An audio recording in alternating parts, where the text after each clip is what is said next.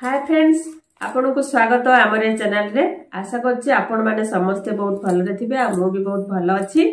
तो आज रे वीडियो आपण मानो पई किछि खास रहिछि। हमर राशन कार्ड को नै बहुत बड़ न्यू अपडेट आसीछि। तो हमर मुख्यमंत्री नवीन पटनायक सबुठु बहुत बड़ गुटे घोषणा करछंती।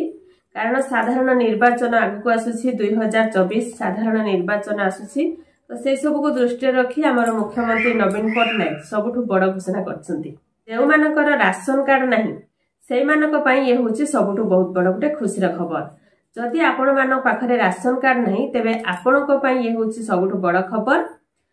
जो माने चाहुचंती नुवा राशन कार्ड करिवा पई आ जो मानकर राशन कार्ड रे नाम नाही नुवा नाम जोड़िया पई चाहुचंती, जो माने चाहुचंती राशन कार्ड रे नुवा मेंबर जोड़िया पई आ जो मानकर टोटली राशन कार्ड नहीं से माने नुवा राशन कार्ड करिया पई चाहुचंती।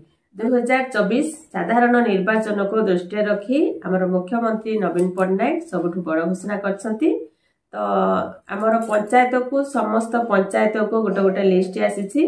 तो आपण माने जाय कि से पंचायत रे लिस्ट भरि पारिबे, जहा कि आपनकर ए निर्वाचन पूर्वरु आपनकर नुवा राशन कार्ड हे जिवो आ जो माने नुवा मेंबर चाहुछंती जोड़िया पई ताहा भी मध्ये आपनकर हे जिवो।